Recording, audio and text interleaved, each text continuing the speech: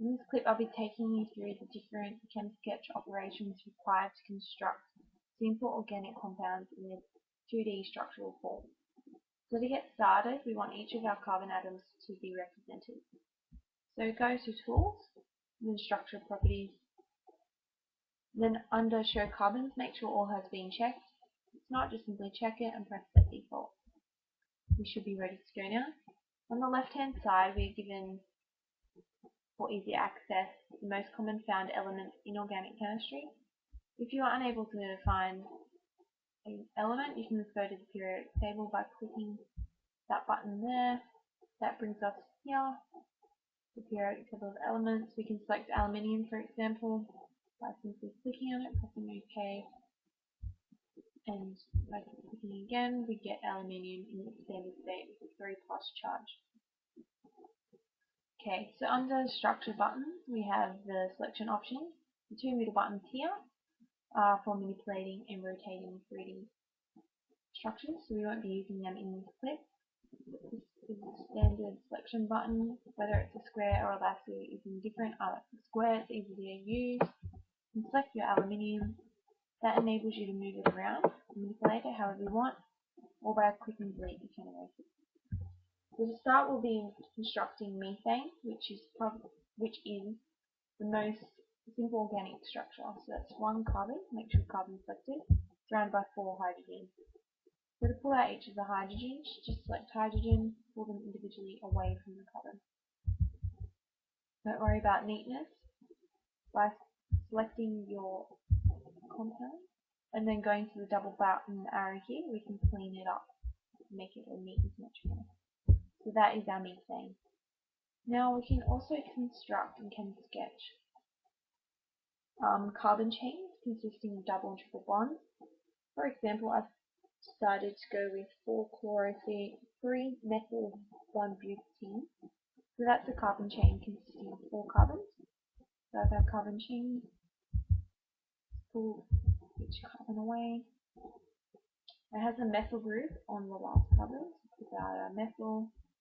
Also has a chlorine on our last carbon as well, so just pull that out. And between the first and second carbons here, there is a double bond. So simply just click on the bond again, that will give us a double bond. Triple bond if you like, but in this case we'll just be doing a double bond. So again, make sure hydrogen is selected, and pull out each of your hydrogen.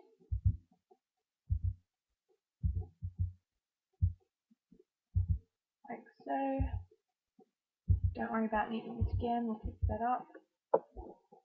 Let's do that. Make sure you have the selection button. First, select our molecule and neaten it up with this button again, the clean structure button. So that is our clean structure for 4-chloro-3-methyl-1-butene. Okay, we can also construct molecules involving benzene rings and different functional groups such as alcohols and aldehydes and such.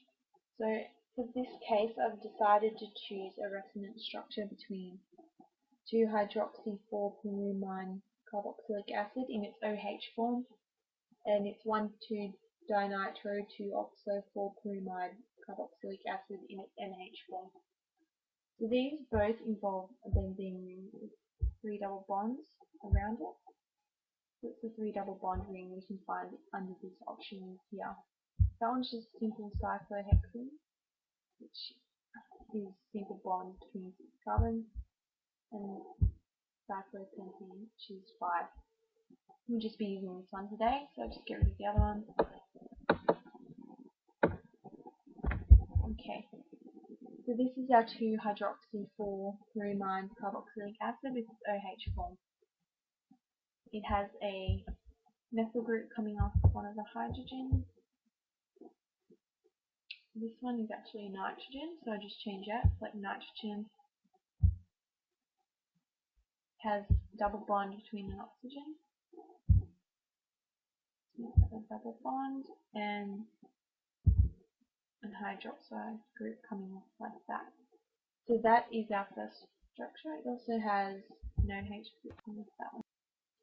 So that is our 2-hydroxy-4-bromide carboxylic acid, or the OH form of our compound complete. Just tidy it up again, pulling out the H's, highlighting the whole molecule with our selection option, and using the double arrows to connect. Now, to indicate that this is a resonance structure, we need to use arrows. So you can find these arrows under this arrows tab.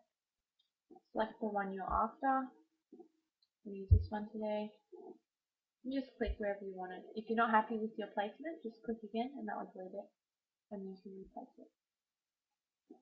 So for this one, we need a benzene ring again. This compound is pretty much the same throughout this region. It's called the NH bond. This is the OH bond, so that's the OH there.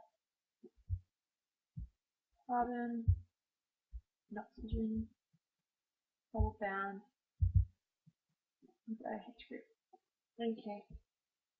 This bond here, however, is actually single bond, so we need to change that. And then we are safe to put in our nitrogen. And this, however, this carbon here is double bound to oxygen. So that's our NH group and our OH group bond of this compound. Again, pulling out the hydrogens to neaten it up, to represent it better rather. Highlighting the structure. Neaten it. There we go. So there we have the complete form of the 2-hydroxy-4-bromide carboxylic acid on the left hand side with OH form, and the 1,2-dinitro-2-oxide-4-bromide carboxylic acid with the NH form on the right hand side. So I hope this tutorial is a good introduction as to how to use ChemSketch when it comes to constructing simple organic molecules. To generate the name for the structure, all we have to do is select the structure and press the Generate Name for Structure button. This program can identify this compound because of the position of the carboxyl groups and the nitrogen atoms. So here we have it. The name of this compound is 2-hydroxypyridine-4-carboxylic acid.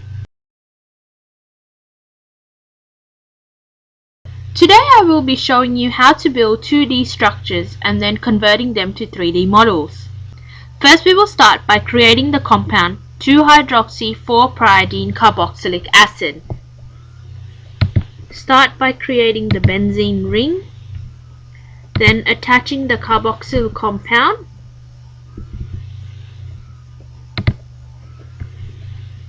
then we are to replace the CH with the nitrogen, and that creates the double bond, and then we are to drag this out. Now we are to select this compound and press the 3D viewer button. This automatically converts the model into a 3D structure. This is a wireframe structure. We can change it to a stick structure, which is a thicker model, then a ball and stick structure, which is the most commonly used, and then space fill, and then dots only.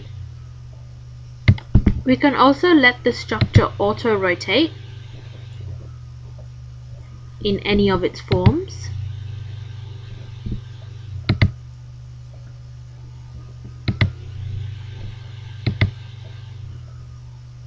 And then we can also 3D optimize it. This allows the structure to rotate freely on its own